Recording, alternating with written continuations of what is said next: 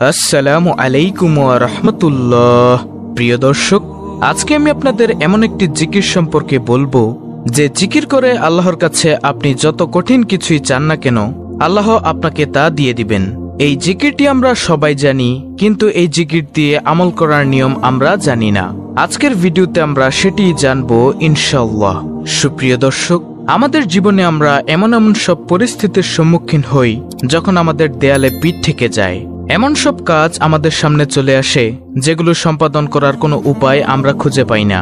এ ধরনের কঠিন সময়গুলোতে নিজের কার্যসিদ্ধির উদ্দেশ্যে এবং মনের বাসনা পূরণের জন্য আল্লাহর শরণাপন্ন হওয়া ছাড়া আর কোনো উপায় থাকে না। এমন সংকটময় সময়গুলোতে আল্লাহর সাহায্য প্রাপ্তির জন্য রাসূল সাল্লাল্লাহু আলাইহি ওয়াসাল্লাম আমাদের একটি আমল শিখিয়ে গেছেন, আর তা হলো ইসমে আজম এর আমল। কিন্তু কি সেই ইসমে আজমের আমল, এ বিষয়ে কি বলে গেছেন বিশ্বনবী সাল্লাল্লাহু আলাইহি ওয়াসাল্লাম, চলুন জেনে নেওয়া যাক। প্রিয় দর্শক, ইসমে আজম হলো আল্লাহ তাআলার মহান নাম। ইসমে আজমের মাধ্যমে যদি আল্লাহর কাছে কিছু চাওয়া হয় তবে তিনি বান্দার সেই চাওয়া পূরণ করে দেন। এই মহান নামের মাধ্যমে আল্লাহকে ডাকলে আল্লাহ বান্দার সেই ডাকে অবশ্যই সাড়া দেন। এই মর্মে মহানবী সাল্লাল্লাহু আলাইহি ওয়াসাল্লামের থেকে হাদিসের অনেক বর্ণনা পাওয়া যায়।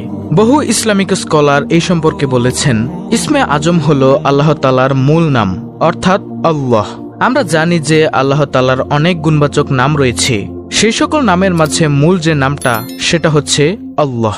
এই নামটিকেই বেশিরভাগ ইসলামিক স্কলার ইসমে আজম হিসেবে আখ্যায়িত করেছেন। কোনো বান্দা যখন তার অন্তরের অন্তরস্থল থেকে ইসমে আজম অর্থাৎ আল্লাহ বলে জিকির করে এবং আল্লাহ রাব্বুল আলামিনের কাছে মনের একান্ত বাসনা পূরণে কিছু চায়, তখন আল্লাহ তাআলা তার বান্দার সেই চাওয়া কবুল করে নেন। ইসমে আজম সম্পর্কে রাসূল সাল্লাল্লাহু আলাইহি ওয়াসাল্লাম তার জীবদ্দশায় আমাদের অনেক কিছু শিখিয়ে গেছেন।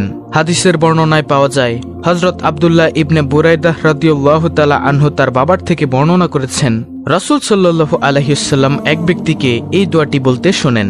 দোয়াটি হচ্ছে, আল্লাহুম্মা ইন্নী আসআলুকা বিআন্নী আশহাদু আন্নাকা আনতাল্লাহ লা ইলাহা ইল্লা আনতাল আহাদুস সামাদুল্লাযী লাম ইয়ালিদ ওয়া লাম ইউলাদ ওয়া লাম ইয়াকুল লাহু কুফুয়ান আহাদ। দোয়াটির অর্থ হচ্ছে, হে আল্লাহ, আমি তোমার কাছে প্রার্থনা করছি আর সাক্ষ্য দিচ্ছি যে তুমি একমাত্র আল্লাহ, তুমি ছাড়া অন্য কোনো মাবুদ নেই। তুমি একক সত্তা, স্বয়ংসম্পূর্ণ। তুমি কাউকে জন্ম দেওনি এবং কেউ তোমার থেকে জন্ম গ্রহণ করেননি, আর তোমার সমকক্ষ কেউ নেই।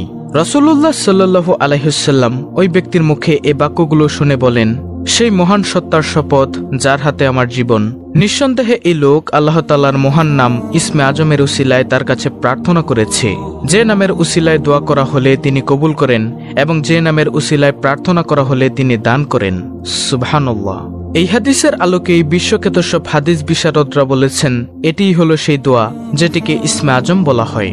হাদিসের বিখ্যাত ব্যাখ্যা গ্রন্থ ফাথুল বারিতে আল্লামা ইবনে হাজার আসকালানী রহমাতুল্লাহি এই হাদিসটিকে ইসমে আজমের সবচেয়ে নির্ভরযোগ্য ও বিশুদ্ধ হাদিস হিসেবে আখ্যায়িত করেছেন। এই ইসমে আজম পরে আল্লাহ তাআলার কাছে মনের আশা আকাঙ্ক্ষা পূরণ করার জন্য দোয়া করলে অবশ্যই আল্লাহ পাক বান্দার মনের সব ভালো ও কল্যাণকর আশা আকাঙ্ক্ষা পূরণ করেন। আর তাই আমাদের প্রত্যেকেরই উচিত নিজের একান্ত কল্যাণকর ইচ্ছাগুলো পূরণে দৃঢ় ঈমানের সাথে ইসমে আজমের আমল করা। সুপ্রিয় দর্শক, সেই ইসমে আজমের দোয়াটি বা জিকিরটি আমি আপনাদেরকে আবার বলে দিচ্ছি, ভিডিওর স্ক্রিনে দেওয়া আছে। আপনারা চাইলে সেখান থেকে স্ক্রিনশট নিয়ে মুখস্থ করে নিতে পারেন।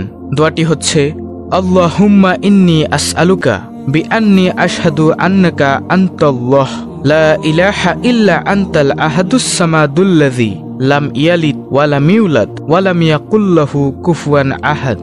অর্থ হলো, হে আল্লাহ, আমি তোমার কাছে প্রার্থনা করছি আর সাক্ষ্য দিচ্ছি যে তুমি একমাত্র আল্লাহ, তুমি ছাড়া অন্য কোনো মাবুদ নেই। তুমি একক সত্তা, স্বয়ংসম্পূর্ণ। তুমি কাউকে জন্ম দেওনি এবং কেউ তোমার থেকে জন্ম গ্রহণ করেননি, আর তোমার সমকক্ষ কেউ নেই। তো প্রিয় দর্শক, এই ছিল আমাদের আজকের আমলের ভিডিও। ভিডিওটি ভালো লাগলে অবশ্যই চ্যানেলটিকে সাবস্ক্রাইব করে বেল বাটন অল বাজিয়ে দিবেন। ভিডিওটিতে একটি লাইক দিবেন এবং কমেন্টে আমিন লিখবেন এবং অন্য মুসলিম ভাই বোনদের কাছে ভিডিওটি শেয়ার করে দিবেন যেন তারাও দেখে শিখে আমলটি করতে পারে। আল্লাহ তাআলা মুসলিম উম্মাহকে নিজেদের জীবনের সব আশা আকাঙ্ক্ষা পূরণে ইসমে আজমের আমল যথাযথভাবে করার তৌফিক দান করুন। আমিন।